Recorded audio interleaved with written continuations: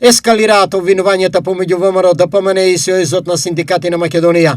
Од владеачката партија обвинуваат дека ССМ е во тесна координација со Социјалдемократскиот сојуз и Левица и дека неговите барања се политички инструирани.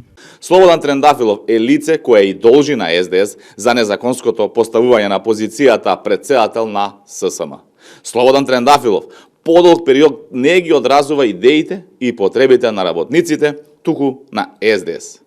ВМРО ДПМН обелодени дека Трендафилов бил на сонстадоци со СДС и дека е во постојан дослуг со нив и со Левица, а СДС излезе и призна.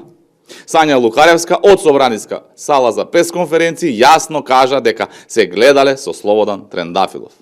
За Сојузот на синдикати на Македонија, овие обвинувања се нереални.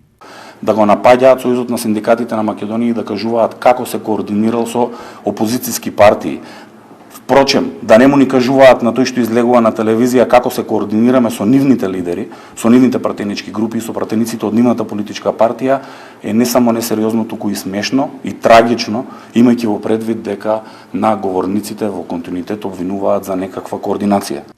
За Сојузот на синдикати на Македонија вратата за разговори се уште не е затворена.